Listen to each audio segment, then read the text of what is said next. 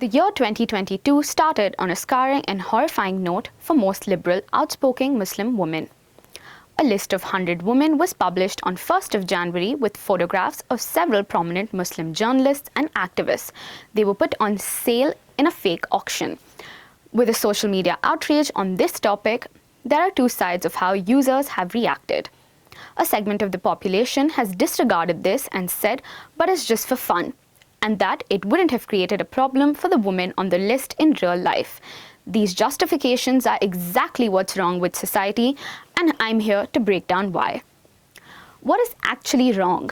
Bulli Bai is an app created on GitHub, which was initially created to auction powerful and influential women who have raised their voices about the government.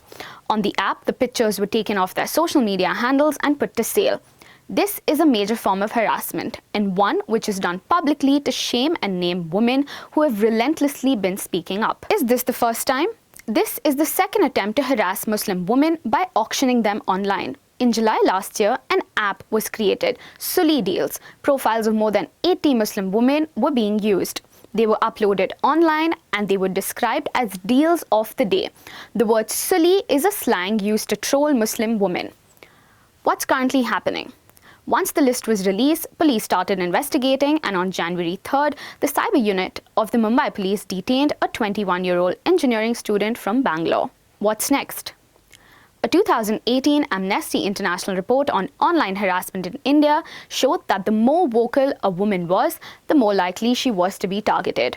The scale of this increased for women from religious minorities and disadvantaged castes. Muslim women over the years in India have always been trolled and were trying to be silenced. The political situation has made it worse and harder for liberal women to take a stand. How many more lists and auctions will it take to silence us? How many more name and shame will it take to stop raising voices?